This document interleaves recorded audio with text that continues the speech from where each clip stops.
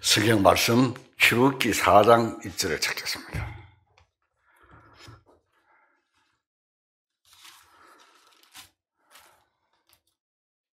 출애굽기 4장 1절 읽겠습니다. 모세가 대답하여 이르되 그러나 그들이 나를 믿지 아니하며 내 말을 듣지 아니하고 이르기를 여호와께서 내게 나타나지 아니하셨다 하리이다. 여호와께서 그에게 이르시되 네 손에 있는 것이 무엇이냐? 그가 이르되 지팡이니이다. 여호와께서 이르시되 그것을 땅에 던지라 하시매 곧 땅에 던지니 그것이 뱀이 된지라. 모세가 뱀 앞에서 피하며 여호와께서 모세에게 이르시되 내 손을 내밀어 그 꼬리를 잡아라. 그가 손을 내밀어 그것을 잡으니 그의 손에서 지팡이가 된지라. 이는 그들의 조상의 하나님 곧 아브라함의 하나님, 이삭의 하나님, 야곱의 하나님 여호와가 내게 나타난 줄을 믿게 하려 함이라 하시고, 여호와께서 또 그에게 이르시되 내 손을 품에 넣어라 하시매 그가 손을 품에 넣었다가 내어보니 그의 손에 나병이 생겨 눈같이 된지라. 이르시되 내 손을 다시 품에 넣어라 하시매 그가 다시 손을 품에 넣었다가 내어보니 그 손이 본래의 살로 되돌아왔더라. 여호와께서 이르시되 만일 그들이 너를 믿지 아니하며 그 처음 표적의 표징을 받지 아니하여도 나중 표징의 표징을 믿으리라. 그들이 이 두 이적을 믿지 아니하며 내 말을 듣지 아니하거든 너는 나일강 물을 조금 떠다가 땅에 부으라. 네가 떠온 나일강 물이 땅에서 피가 되리라. 오늘은 표적이 왜 필요했을까? 표적이라 하는 건 이적과 같은 내용입니다. 그래서 이 부분에 대해서 우리가 좀 상세하게 알 필요가 있다. 이렇게 해서 제가 내용을 했습니다. 이스라엘 백성들이 애굽에서 나와 가나안 땅에 정착하기까지 가로기 동안 하나님은 모세가 하나님의 임무를 수행하고 있음을 증명하기 위해서 표적을 보여주셨습니다. 또한 유대교에서 기독교가 생성될 때까지의 과도기 동안 예수님이 메시아인과 사도들이 하나님의 임무를 수행하고 있음을 증명하기 위해서 하나님께서 역시 같은 방법을 이용하셨습니다. 이 두 경우 그 기간은 모두 약 한 40년 됩니다. 메시아께서 오실 때 맹인이 눈을 밝을 것이며 못 듣는 사람이 귀가 열릴 것이며 저는 자는 사슴같이 뛸 것이며 말 못한 자의 혀는 노래하리니 이는 광야에서 물이 솟겠고 사막에서 시내가 흐를 것입니다. 이사야서 35장에 예언이 되어 있습니다. 세례 요한은 감옥에 갇혀있는 동안에 예수님께서 메시아라는 사실을 잠깐 의심했습니다. 그래서 그는 자기의 두 제자를 예수님께 보내어 묻게 했습니다. 마태복음 11장 3절을 찾겠습니다.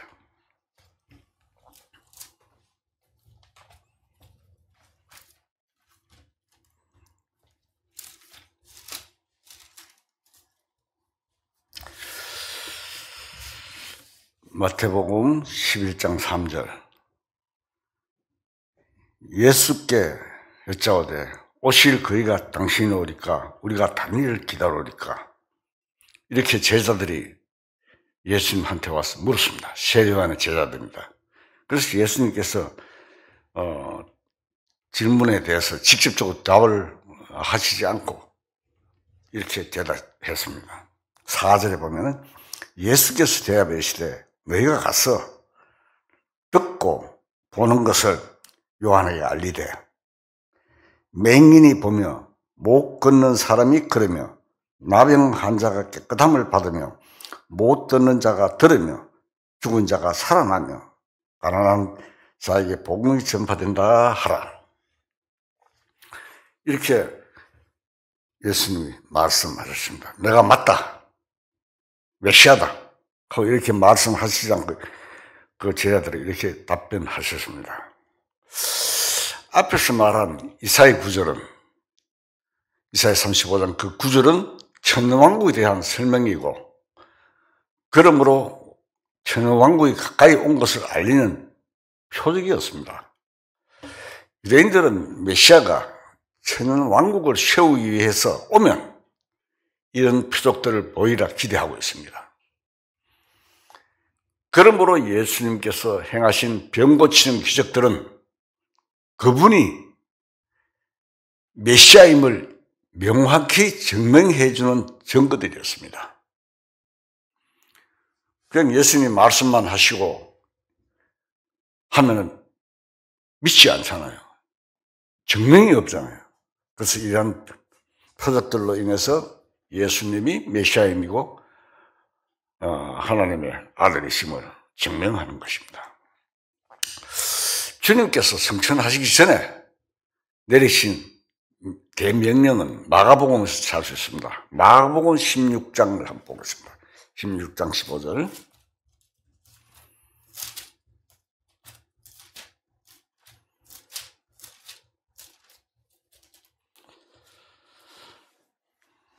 마가복음 16장 15절. 자, 읽겠습니다. 또 이르시되 너희는 온 천에 다니며 만민에게 복음을 전파라.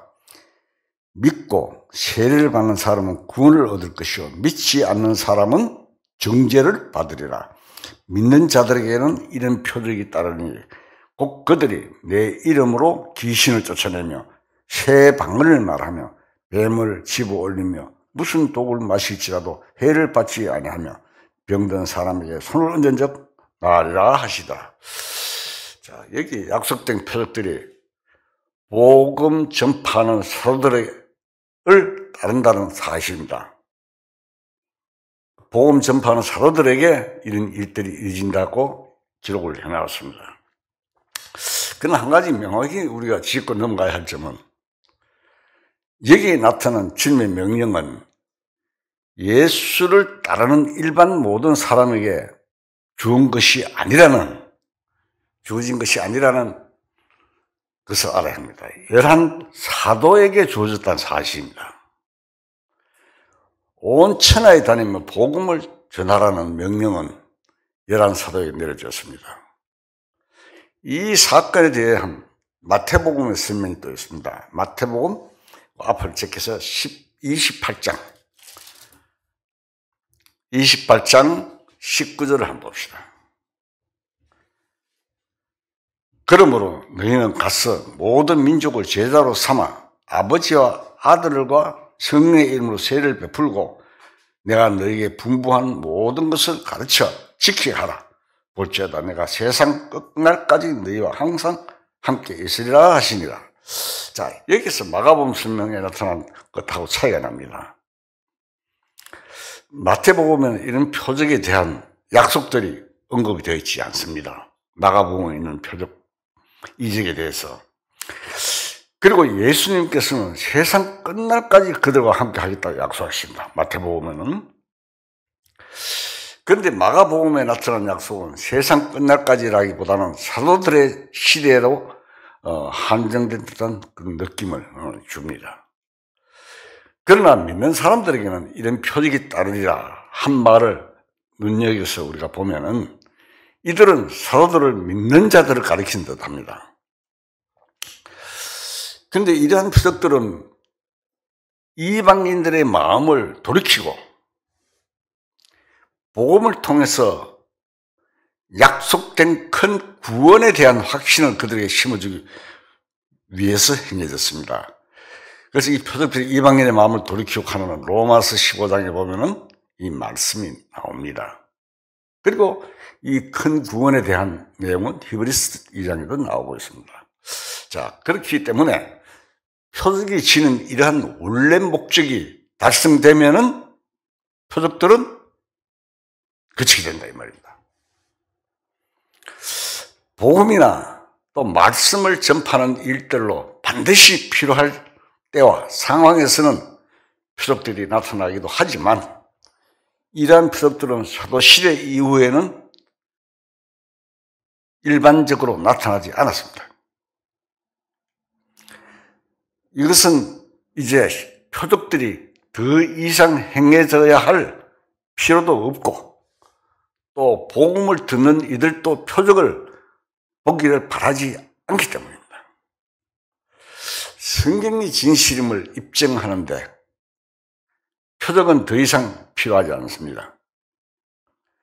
기독교가 하나님의 신성과 승리로 시작되었으면 거의 1900년 동안 존속해온 교회의 역사가 말해집니다. 우리가 한 가지 기억해야 할 것은 유대교와 기독교 사이의 가두기 교회는 대부분 유대인들로 구성되었다는 것입니다. 유대교와 기독교 사이의 가두기의 교회는 유대인으로 형성되었다, 구성되어 있다. 는 것입니다. 자, 유대인들에게 있어서 조상이 지켜온 의식과 규례들을 한꺼번에 버리기란 매우 어렸을 것입니다. 루트가 구원을 받고 처음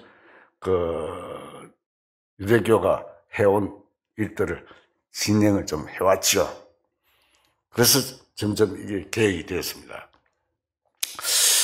매우 어렵습니다. 그러나 이들은 표적이 더 이상 필요 없을 때까지 서서히 그것들을 정리했습니다.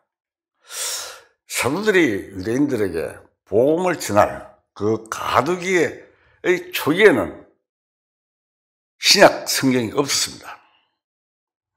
사도들이 유대인들에게 복음을 전할 때 초기에는 신약 성경이 없었습니다. 그래서 표적이나 이적들이 반드시 필요했던 것입니다. 신약 성경 중에 최초로 쓰여진 것은 데살로니가 전서입니다. 기원 후 52년에 쓰여졌습니다. 최초의 복음서는 기원 후 57년에서 63년 사이에 쓰여진 마가복음이고 사도행전은 기원 후 65년경에 쓰여졌습니다. 이처럼 신약 성경의 대부분은 50년에서 70년 사이에 쓰여졌습니다. 사도요한의 글들을 제외한 모든 글들은 예루살렘 멸망당할 70년 이전에 다 기록되었습니다. 아마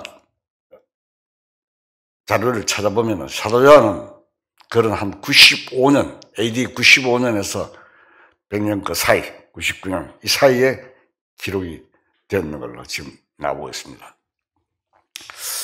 사도들과 신약 성경의 선지자들은 죽음과 함께 그들의 임무도 끝이 났습니다. 그때 이후 교회는 새로운 계시나 명령을 받은 적이 없습니다. 그러나 표적도 지금은 필요가 없습니다. 그것은 무엇보다도 확실한 예언의 말씀이 있기 때문입니다.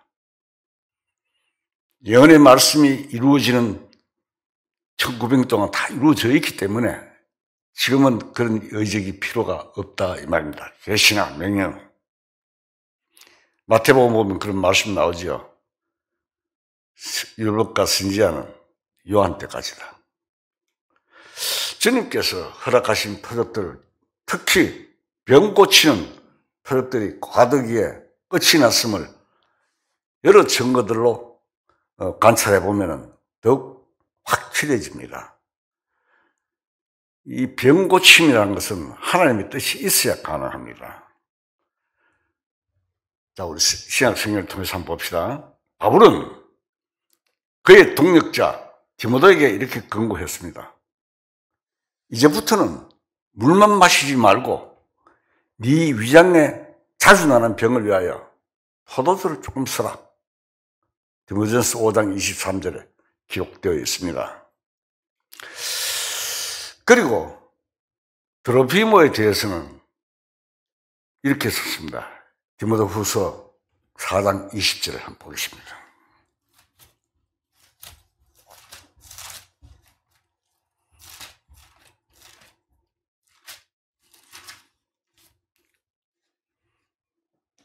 디모데후서 4장 20절. 에라스도는 고린도에 머물러 있고 드로피모는 병들어 밀레노에 두었노니. 자, 병들어서 밀레노에 두었다고 바울이 이야기를 하고 있습니다. 만약 병 고치는 이적이 즉 표적 이상의 의미를 지녔다면은 그것이 복음의 일부분이었다면, 그리고 예수께서 십자가에 돌아가셨을 때 그 능력이 믿는 이들에게 옮겼다고 가정한다면 왜 바울은 굳이 디모데에게 이렇게 권고를 했고 또 드로피모를 고치지 못했겠습니까?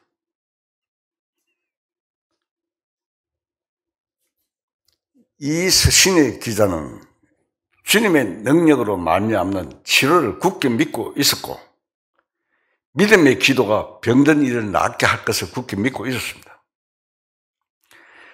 그는 그의 가족에게서 또 교회에 모인 무리들에게서 이것을 체험한 적도 있었습니다. 어떤 이들은 병 고침에 대한 믿음이 없는 그리스도인은 믿음이 없다고 극단적으로 말하기도 합니다. 하나님은 우리 믿음의 기도에 대한 답으로 병을 고쳐주십니다. 야고보서 5장 14절 찾겠습니다.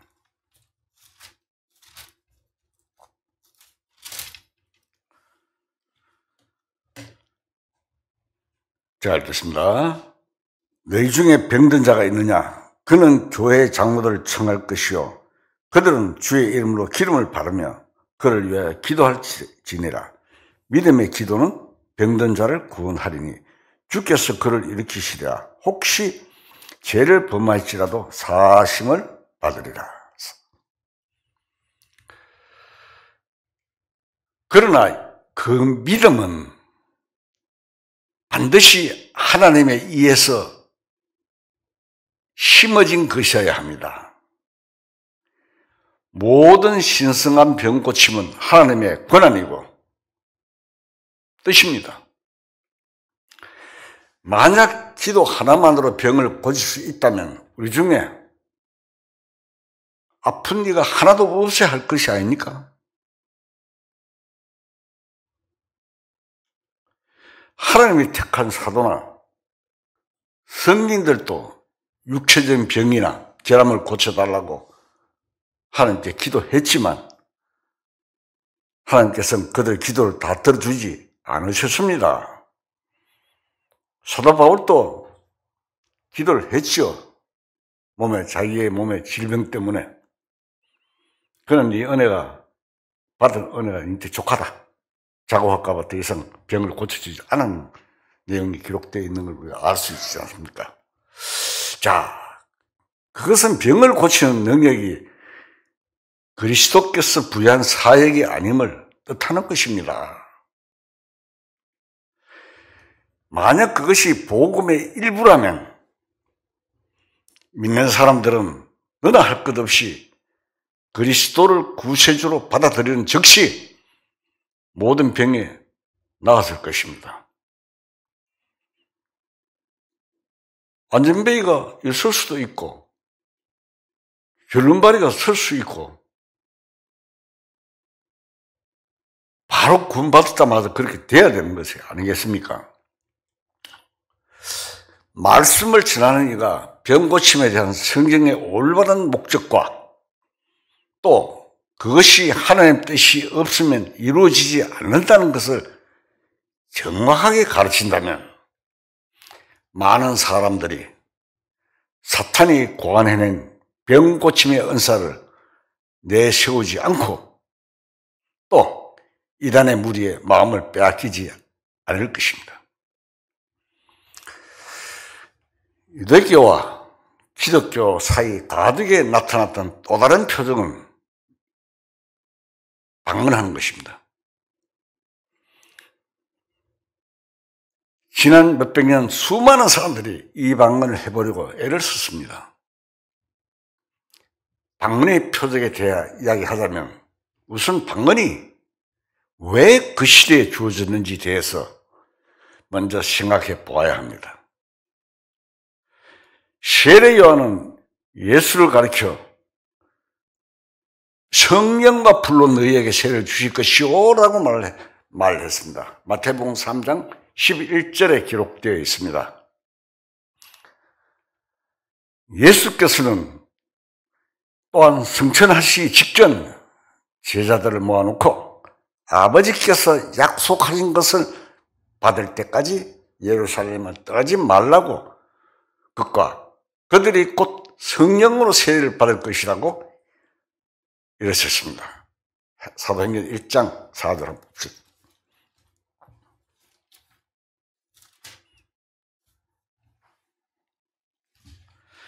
사도행전 1장 4절 사도와 함께 모이사 그들에게 분부하여 이르시되 예루살렘을 떠나지 말고 내게서 들은 바 아버지께서 약속하신 것을 기다리라. 요한은 물로 세례를 베풀었으나 너희는 몇 날이 못되어 성령으로 세례를 받으리라 하셨느니라.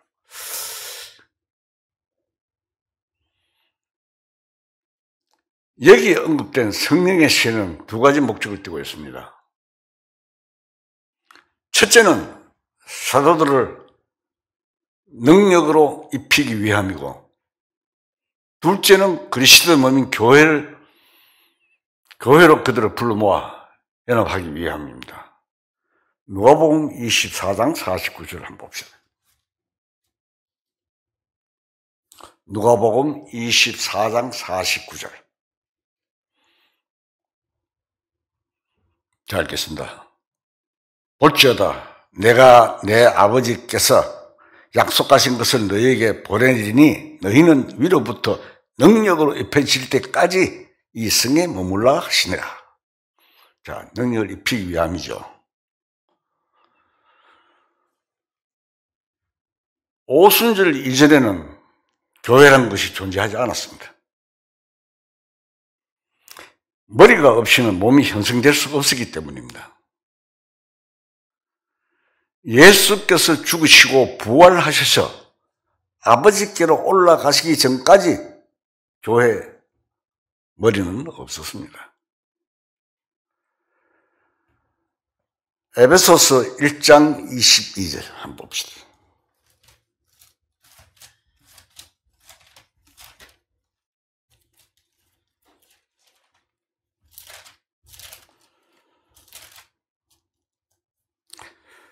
에베소서 1장 22절. 자, 읽겠습니다. 또 만물을 그의 발 아래 복종하게 하시고 그를 만물 위의 교회의 머리로 삼으셨느니라. 교회는 그의 몸이니 만물 안에서 만물을 충만하게 하시는 이의 충만함이니라. 교회는 오순절 모든 믿는 자들이 연합하여 한 몸을 이루었을 때 비로소 탄생하셨습니다. 믿는 자들 간의 연합은 오순절날 바로 성령의 세례로 인해서 이루어졌습니다. 고린도서 12장에 13장에 보면 이런 말씀이 있습니다. 우리가 유대인이나 헬라인이나 종이나 자유인이나 다 한 성령으로 세례를 받아 한 몸이 되었고 또 한 성령을 마시게 하셨느니라. 고린도서 12장 13절 나와 있습니다. 이것이 바로 물세례가 아닌 성령의 세례였습니다. 제자들은 다락방에서 성령의 세례를 받았던 것입니다. 성령 세례의 목적은 예수님의 제자들을 깨끗한 새 사람으로 만드는 것이 아니었습니다. 그들은 이미 깨끗한 사람이 되어 있었던 것입니다. 예수님은 전에 다락방에서 그들에게 이렇게 말씀하셨습니다. 너희는 내가 일러준 말로 이미 깨끗해졌으니, 요한복음 15장에 나오죠. 15장 3절에. 이것이 무슨 뜻일까요? 베드로가 답을 해 주었습니다. 베드로전서 1장 23절.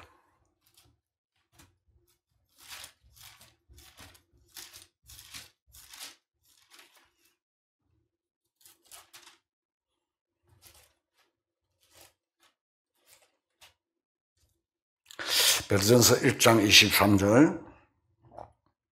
너희가 거듭난 것은 썩어질 시로 된 것이 아니요 썩지 아니할 시로 된 것이니 살아있고 항상 있는 하나님의 말씀으로 되었느니라.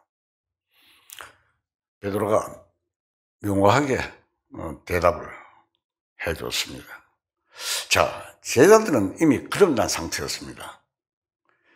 그렇지만 권능을 얻기 위해 성령의 세례가 필요했습니다.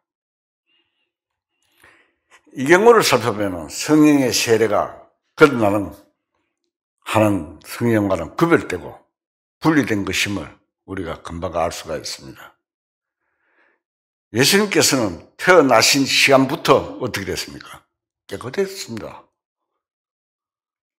성령으로 태어나셨잖아요. 그러나 공적인 사역을 시작하기 위해서는 성령의 세례가 필요했습니다. 그래서 그는 요단강가에서 세례를 받으셨고, 그때 성령이 비둘기처럼 그의 위에 내렸습니다. 성령은 비둘기의 형상을 취해서 예수님께 침례를 베풀었습니다. 요한복음 1장 32절 한번 봅시다.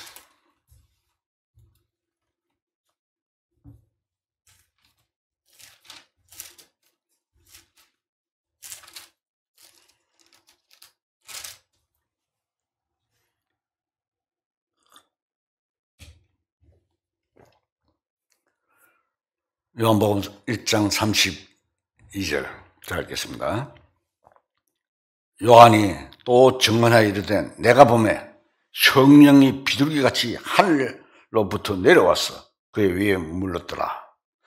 나도 그를 알지 못하였으나 나를 보내어 물로 세례를 베풀라 하신 그이가 나에게 말씀하시되 성령이 내려서 누구 위에든지 머무는 것을 보거든 그가 곧 성령으로 세례를 베푸는 인줄을 알라 하셨기에 내가 보고 그가 하나님의 아들이심을 증언하노라 하니라. 자,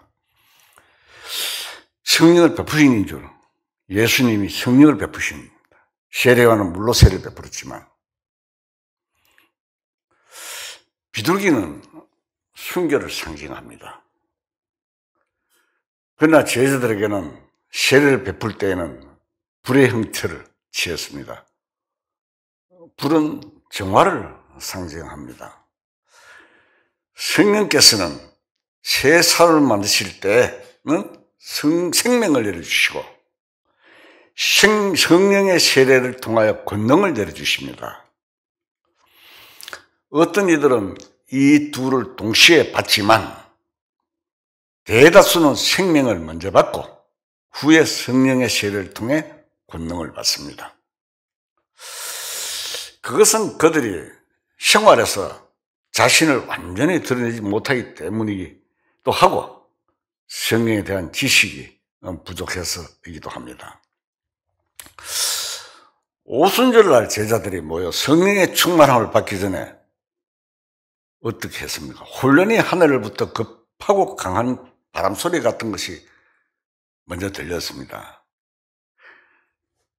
다시 한번 자세히 보면 제자들이 모였던 곳은 가득 채운 것은 바람이 아니라 소리였습니다. 다음에는 불이 혀같이 갈라지는 것이 제자들에게 보였습니다. 불이 아니라 불의 혀같이 갈라지는 것이라고 했습니다. 이건 역시 불의 정화를 하는 힘을 나타냅니다. 그런 다음 이들은 성령의 충만함을 받았습니다. 이러한 성령의 세례를 받은 제자들은 성령이 말하게 하심을 따라 각기 다른 방언으로 말을 하기 시작했습니다. 성령을 받고 방언을 말하기 시작했죠. 바벨탑을 쌓을 때처럼 언어에 혼란이 온 것이 아니라 반대로 각기 다른 방언으로 하나님을 찬양까지 했습니다. 바로 이들이 말한 방언으로 인해 많은 사람들이 모여들기 시작했습니다. 그때 상상을 해보시기 바랍니다. 무리는 제자들이 각기 자기 나라 말로 이야기하는 것을 듣고 놀라 기이 여겼습니다. 방언의 은사는 제자들이 성령의 세례를 받음으로써 스스로 확신하고 주어진 것이 아닙니다. 제자들은 자기들 속에 오신 성령의 능력을 통해서 자기들이 성령의 세례를 받은 줄을 이미 알고 있었습니다. 방언은 바로 모인 무리들에게 보여줄 표적으로 내려진 것입니다. 그런데 왜 방언의 은사는 하필 오순절에 내려졌을까요? 왜냐하면 그때는 오순절 명절이라서 경건한 유대인들이 천하 각국에서 부터 모여 예루살렘에 우하고 있었기 때문입니다. 사도행전 2장 18절을 보겠습니다.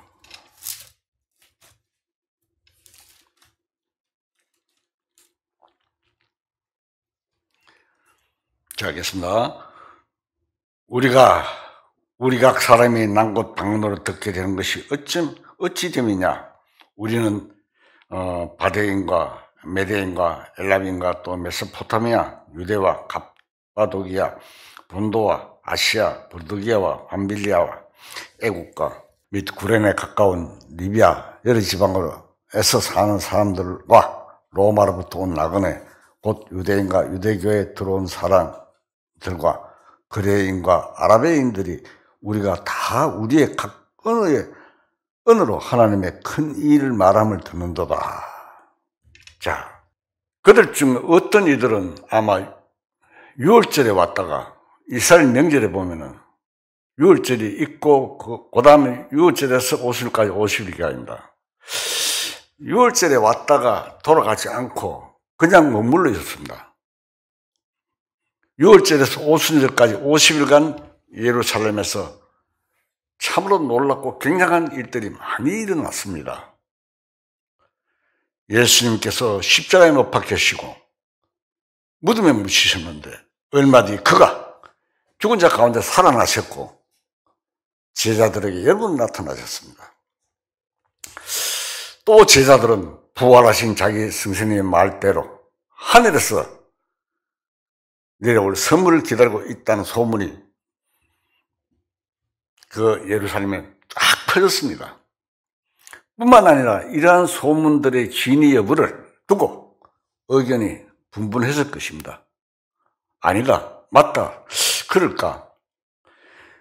그런데 내일이면 오순절 날이 끝나고 이들은 예루살렘에서 들은 온갖 참 여러 가지 이야기들을 가슴에 간직한 채 먼 고향으로 다시 길을 떠나게 될 찰나였습니다. 그때 이들은 지금까지 일어났던 모든 일들을 정확하게 무슨 의미를 지니고 있는지 알고 가시면 했습니다. 그러한 찰나 예수님의 제자들이 방언한 능력을 받았다는 소문이 들렸고 지금 우리가 방언이라 하니까 기록된 것을 보고 외국 통역하고 알지만 그때 당시는 방언이라 참 신기한 것입니다. 소문을 듣고 이러한 소문은 마치 들불처럼 요즘 불 많이 나지요. 들불처럼 번져 그들이 묵고 있는 숙소 거리까지 들려왔습니다. 여기에는 외국에서 온 유대인들이 도대체 무슨 일이 일어나고 있었는지를 어떻게 하면 자기들의 모국어로 속 시원하게 들어볼까 하고 애를 태우면서 모여 있었습니다. 제자들이 한 방언들 가운데 알려지지 않은 방언은 하나도 없었습니다. 거기에 모이던 외국의 유대인들은 각기 자기들이 태어난 나라의 모국으로 제자들의 말을 알아들었습니다. 우리가 한국에서 미국에 이민 간 사람들, 캐나다나 어디 이민 간 사람들, 제 3세대는 잘 모르지요. 모국어를. 그래서 나타난 방언의 은사는 매우 시기적절한 것이었습니다. 자, 방언에 대한 왜 있었는가에 대해서 지금 이야기를 하고 있습니다. 모든 유대인들이 제자들의 방언을 알아들었습니다. 병고침의 은사처럼 이것도 역시 천국을 도래하는, 천국의 도래를 알리는 표적이었습니다. 베드로는 성령의 충만함을 입고 설교를 시작했습니다. 그의 설교 요지는 이 일이 요엘 선지자 예언한 바로 그것이었습니다. 방언하고 하는 것이 요엘 선지자가 예언한 내용이다. 베드로가 그렇게 설교했습니다. 하나님이 말씀하시기로 말세에 내가 내 영을 육체에 부어주리니 너희의 자녀들은 예언할 것이요 너희의 젊은이들은 환상을 보고 너희 늙은 이들은 꿈을 꾸리라. 사도행전 2장 17절 한 것입니다.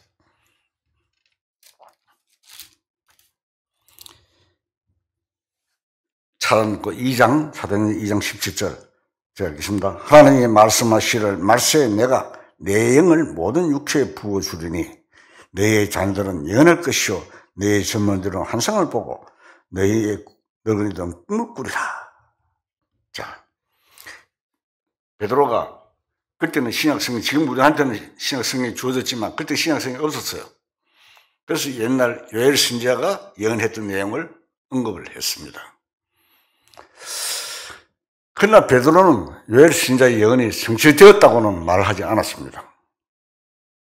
그 내용을 보면은 그날 일어난 일은 예언 중 조그만 일부분에 지나지 않았기 때문입니다. 요엘이 기록한 대로 피와 불과 연기, 기름 구덩이 나타나지 않고 하늘과 땅의 이적과 해가 어두워지고 달이 핏빛을 같이 변한 일들이 오순절에는 일어나지 않았습니다. 요엘의 예언은 아직도 미래의 일입니다.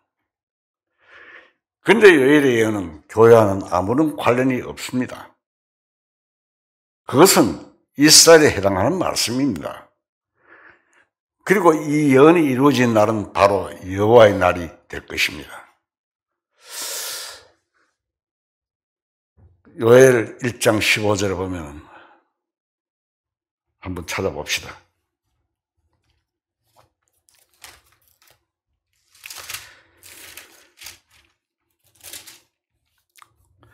요엘 1장 15절.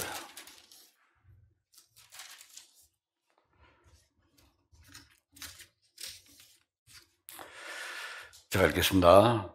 슬프다 그날이여 여호와의 날이 가까웠으니 곧 멸망같이 전능자에게로부터 이르리로다.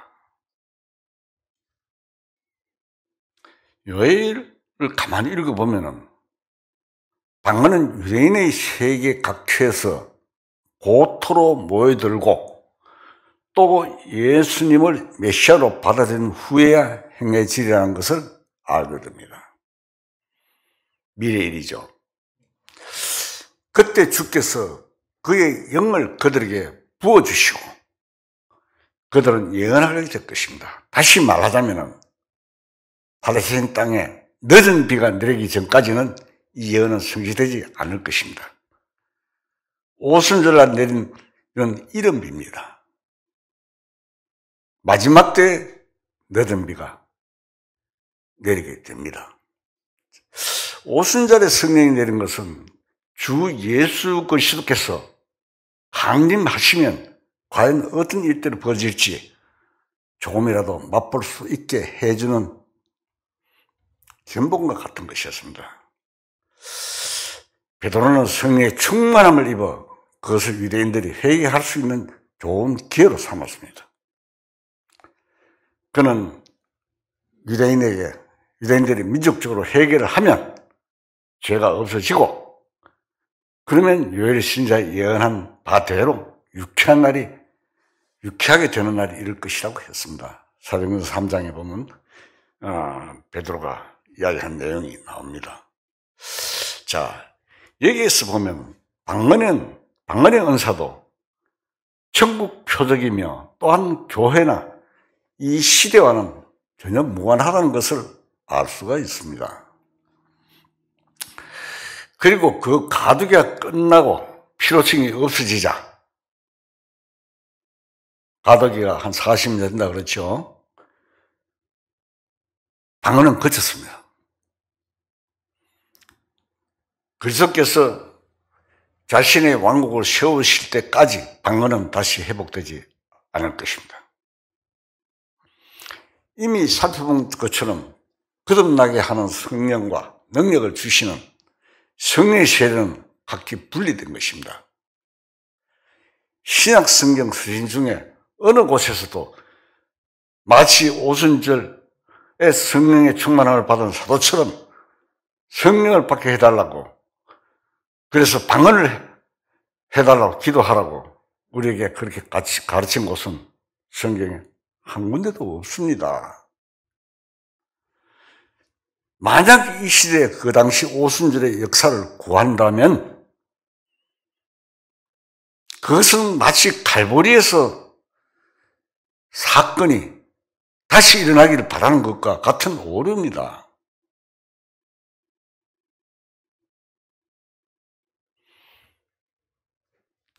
방언의 표적이 두 번째로 나타난 사건이 사도행전 10장 44절에 보면 나옵니다. 한번 봅시다.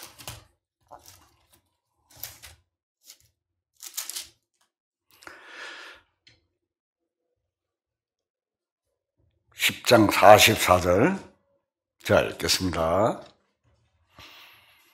베드로가 이 말을 할 때 성령이 말씀 듣는 모든 사람에게 내려오시니 베드로와 함께 온 할례 받은 신자들이 이방인들에게도 성령 부심으로 말미암아 놀라니 이는 방언을 말하며 하나님을 높임을 이르라.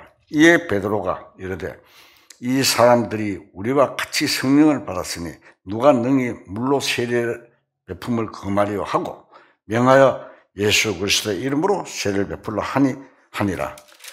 그들이 베드로에게 며칠 더 머물기를 청하니라. 이 일은 가리사라에 있는 고넬료의 집에서 일어났는데, 고넬료 알지요? 백부장. 이것은 이방인들도 교회에 들어오게 될 것을 베드로와 그곳에 모인 유대인들에게 확신시켜주기 위한 것이었습니다. 바울이 에베소를 방문했을 때 세례 요한의 제자들은 몇 명 만났습니다.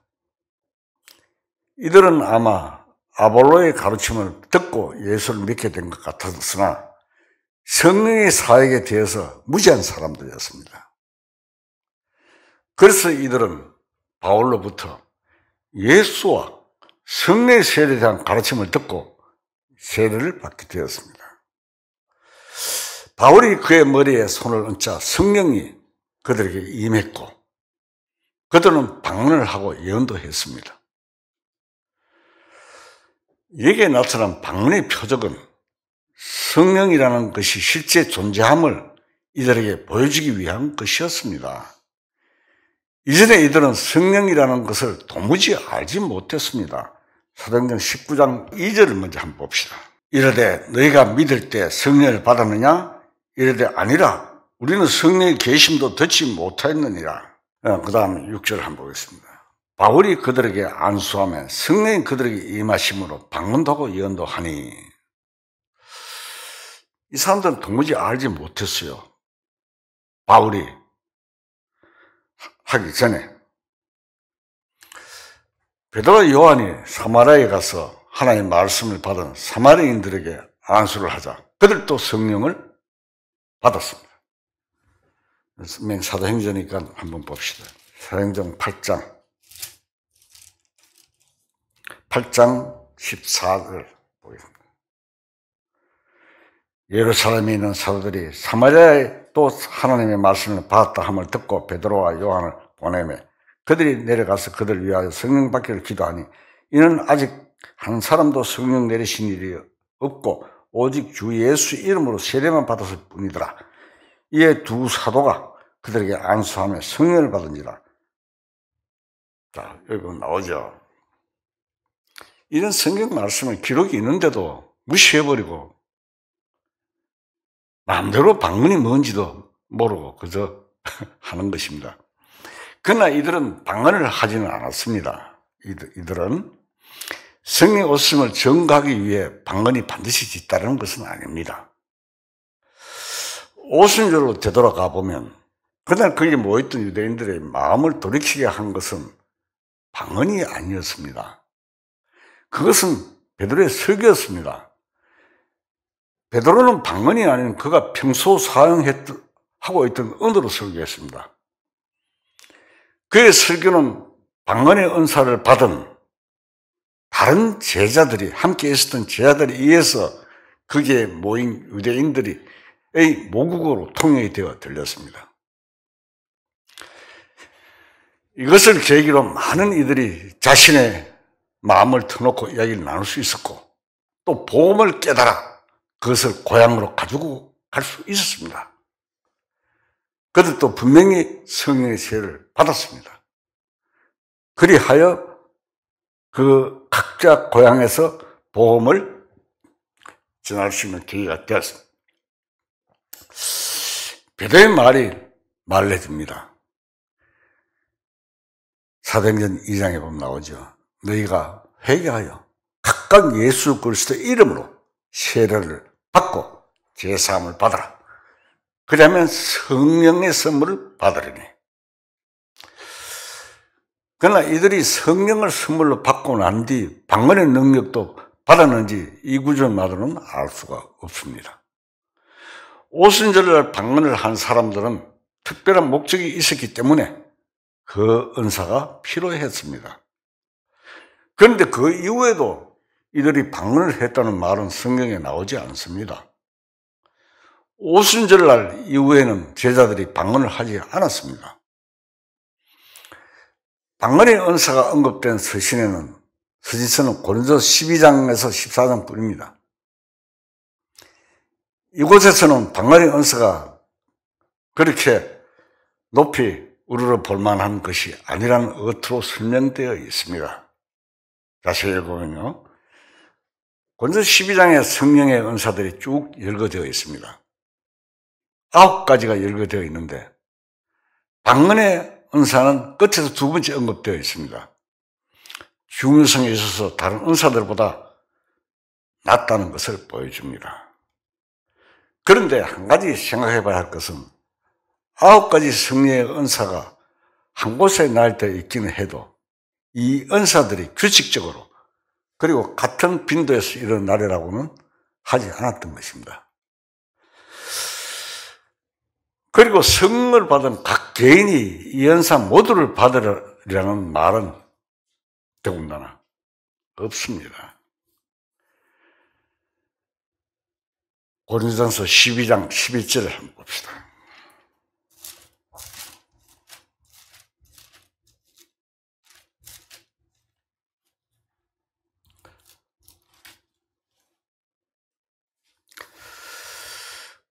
고린도서 12장 11절 잘 읽겠습니다. 이 모든 일은 같은 한 성령이 행하사 그의 뜻대로 각 사람에게 나누어 주시는 것이니라. 그 뜻대로 각 사람에게 나누어 주신다고 되어 있습니다. 이것은 어떤 은사들은 어떤 특정한 시대나 혹은 역사에 있어서 특정한 기간에 한정되어 있다는 것을 의미하는 것입니다. 마치 방언의 은사가 사도 시대에만 나타나도록 한정된 것과 천왕이 시작할 무렵 이스라엘에 나타나도록 된 것처럼 말입니다. 방언의 은사가 어떠 언급된 이 고린도서가 쓰여졌을 당시 고린도 교회 상황은 잠깐 생각해 봅시다. 고린도 교회 읽어보면 교회 다니고 있는 사람들은 매우 정력적이고 세상적이었습니다.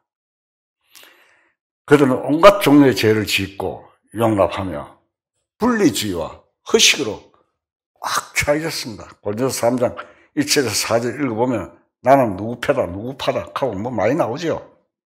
복잡합니다. 이러한 이들이 남들에게 뽐내기 위해 방언의 은사를 구했음을 진맥하고 남습니다. 바울은 이들을 이렇게 질책하고 있습니다. 하나님은 무질서의 하나님이 아니시오. 오직 화평의 하나님이시니라. 그리고 다른 데 또 구절에 보면 모든 것을 품위 있게 하고 질서 있게 하라. 고린도전서 14장에 나옵니다. 그리고 13장 34절에 계속 보면 여자는 교회에서 잠잠하라. 그들에게 말하는 것이 허락됨이 없나니 율법에 이른 것 같이 오직 복종할 것이고. 여자 교인들 사이에 방언하기가 유행처럼 퍼져 있음을 짐작할 수가 있습니다. 그래서 바울은 여자에게 교회에서 잠잠할 것과 만일 배울 것이 있으면 집에서 남편에게 물을 것을 명하고 있습니다. 사도행전 전체를 통틀어 보면 초대교회시 방언이 행해진 것은 표면적으로서만의 의미를 가질 때였지 개인의 지위나 허세를 높이기 위하여 쓰여진 것은 절대 없었습니다. 그리고 사도들이 이를 정기적으로 행하지 않았습니다. 사도들은 늘 성령의 충만함을 강조했습니다. 서신서 그 어느 곳을 읽어도 사도들이 성령으로 세례를 받을 때 방언도 함께 받아야 하고 그것이 성령을 받은 증거로서 반드시 따라와야 한다고 말한 곳은 한 군데도 없습니다. 바울은 이렇게 말했습니다. 오늘 14장에 보면은 그러므로 방언은 믿는 자를 위하여 아니하고 방언은 믿는 자를 위하지 아니하고 믿지 아니하는 자를 위하여 하는 표적이나 예언은 믿지 아니하는 자들을 위하지 않고 믿는 자들을 위함이라. 오늘 14장 한번 봅시다. 14장 22절.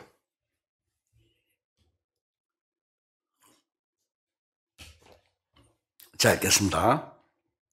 그러므로 방언은 믿는 자들을 위하지 아니하고 믿지 아니한 자들을 위하는 표적이나 예언은 믿지 아니한 자들을 위하지 않고 믿는 자들을 위함이니라. 성경에서 분명히 말씀하고 있습니다. 그러면 믿는 이들은 그 믿는 것을 자기 스스로에게나 아니면 다른 믿는 이들에게 보여주기 위해서 방언을 구할 필요가 없습니다. 방언은 특히 허식이나 꽉 찬 사람들에게나 남에게 드러내기를 좋아하는 사람들에게는 그럴듯하게 흉내내기에 알맞은 것입니다. 저도 옛날 교회 다닐 때 부흥회 가서 남 하는 걸 따라 하니까 한번 해봤어요. 지금 보니까 참 성령에 무식해서 그런 거 있었는데 사탄은 어떻게 하면은 성령이 주시는 은사들을 흉내내 볼까 하여 그 기회가 오기를 사실 학수고대하고 있었습니다. 그래서 그는 방언을 하고 싶어 안달하는 사람들이 여지없이 사람들이 이용합니다. 우리 주위에 누군가가 방언을 하노라 하면서 알아들을 수도 없는 이상한 말을 중얼거리고 이상한 행동을 보인다면 그는 분명 사탄에게 이용당하는 것입니다. 성령은 늘 엄숙하고 조용하며 주님의 뜻은 내기에 연연이 없습니다. 이상한 행동이나 소리로 사람들을 미혹하는 것은 사탄의 일입니다. 우리가 화면을 통해서 보죠, 그런 거를. 전부 다 사탄의 일입니다. 성령의 일은 엄숙하고 조용하고 주님의 뜻을 드러내는 뜻이 있는 것입니다. 반드시 방언에는 하면서 방언의 그 뜻을 해설합니다. 성경의 말씀대로 우리가 앞에서 보면 방언을 했을 때 성경 충만을 받을 때 16개국으로 방언을 했는데 모국을 다 알아들었어요, 사람들이. 교회는 그리스도의 몸입니다. 그런데 몸은 여러 다른 부분들과 기관들로 구성되어 있습니다. 각 부분과 기관과 독특한 기능을 수행하고 있으며 그 기능의 범위를 넘지 않도록 제한받고 있습니다. 만약 한 기관이 병이 걸렸거나 제대로 기능을 수행하지 못하면 온몸이 고통을 받습니다. 근육이나 관절이 있지라도 제 고유의 기능이 있습니다. 바울은 말을 한번 들어봅시다. 그는 그리스도인 교회는 온몸이 각 마디를 통하여 도움을 받음으로 연결되고 결합되어 각 지체의 분량대로 역사하여 그 몸을 자라게 하며 사랑 안에서 스스로 세우느니라. 에베소서 16절 이렇게 말씀하고 있습니다. 시간상 다 찾을 수가 없어서 제가 말씀을 드린 것입니다. 이것은 교회에서 일을 맡은 자들이 서로 연합해야 원활하게 일을 수행할 수 있음을 가르치는 것입니다. 그렇지 않으면 교회가 어려움이 생기게 됩니다. 방언의 은사가 어떤 특수한 상황이나 특정 이에게 주어지지 성령의 세례를 받은 모든 이에게 주어지지 않는다는 이는 성경 여러 군데서 발견할 수가 있습니다. 성령 받은 구원받은 사람들이 다 방언을 한다. 그렇지 않습니다. 특수한 상황 특정인에게 주어지는 것입니다. 오순절 때 각국에 온 유대인들에게 모국으로 알려주는 특별한 그런 계획이 있었던 것입니다. 오순절날 구원받은 3,000명이나 그 후에 구원받은 5,000명의 제자들이 방언을 했던 기록은 성경에 기록이 없습니다. 뿐만 아니라 사마리아에서 제자들의 안수를 받고 성령의 은사를 받은 이들 또 방언의 은사를 받은 적이 없습니다. 방언의 은사가 특별한 실질적인 가치를 지닌 것이 아니라고 언급한 고린도서를 제외하면 서신서들은 방언을 중요한 문제를 다루지 않고 있고 또 교회도 이 은사를 받은 것 같지는 않습니다. 사도들은 방언의 은사가 지역교회에서 보내는 서신서에 언급할 만큼 중요한 것이 아니라고 생각했던 것입니다.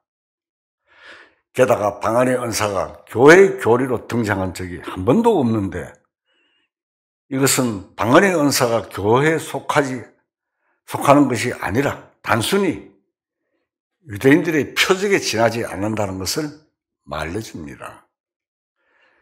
성령의 교회에서 하는 일에 대해서 말할 때 오순절 유대인들은 명절이고 유대에게만 표시가 되어 있습니다. 유대 세계를 벗어나면 그것은 아무런 의미가 사실 없습니다. 그리고 오순절 날에 성령의 세례는 오순절의 축복이 아닙니다. 사실 성령의 세례는 날과 관계가 없습니다. 오순절이라는 시기는 이미 앞서 살펴본 것처럼 이 절기를 지키고자 세계 도처에서 온 유대인들에게 성령이 전해질 수 있는 도구로서 적절하게 서였습니다. 더불어 곰곰이 우리가 생각해 봐야 할 것은 방언의 은사 이외에 교회에게 주어졌던 다른 은사들은 과도기가 지난 이후에 모두 다 그쳤다는 사실입니다. 그것은 신약 성경의 선지자, 즉 주 예수 그리스도 자신이 은사이기 때문입니다. 바울은 이 점을 명확히 인식하고 있었습니다. 고린도서 13장 8절을 보겠습니다. 고린도서 13장 8절 잘 읽겠습니다. 사랑은 언제까지나 떨어지지 아니하되 예언도 패하고 방언도 그치고 지식도 패하리라. 그 가두기 동안 죽은 자들이 살아나서 삶을 얻었습니다. 예수님 당시에. 그런데 지금도 죽은 자들이 살아나고 있습니까? 사도들의 시대는 감옥문이 기적적으로 열려 죄수들이 자유를 찾고 손소글이나 붉은 그림자가 드러워지는 곳에는 병든 일을 고칠 수 있었습니다. 사도행전 5장에 보면 기록되어 있죠. 그런데 지금도 그런 일들이 병든 일이 고칠 수 있습니까? 하나님께서 교회에서 어떤 일을 하실 것인가에 가간 문제가 아니라 지난 1900년간 하나님께서 어떻게 교회에서 역사하셨는가를 생각해 보는 것이 문제입니다. 현재의 교회들도 사도시대의 교회를 못지않는 강한 믿음을 지니고 있습니다. 그러나 어떤 보이는 표적을 구하고 거기에 의존하는 것은 진정한 믿음이 아닙니다. 유대교와 기독교 간에 크게 구별되는 차이점이 있다는 유대교는 표적에 크게 의존하는 의식적인 종교고, 기독교는 생명이라는 것입니다.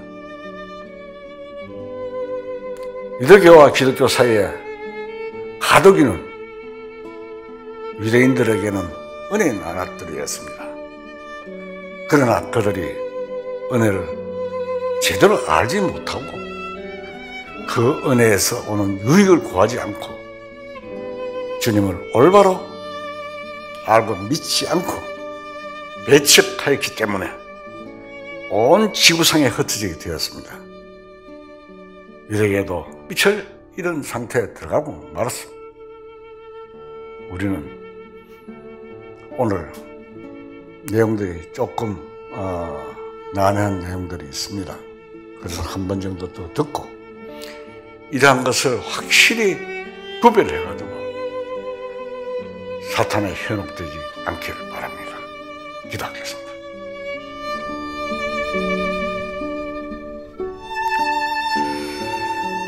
전능하시고 공의로우신 하나님 아버지의 은혜의 뜻대로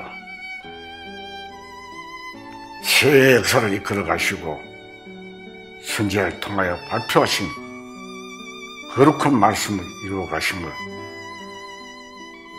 깨달을 수 있게 해주심을 감사와 찬송을 드립니다. 이같이 큰 은혜를 잃어버리지 말고 항상 감사하며 말씀에 순종하는 저희 모두가 될 수 있게 도와주시옵소서. 모든 말씀 우리 주 예수 그리스도 이름으로 감사하며 기도드립나이다. 아멘.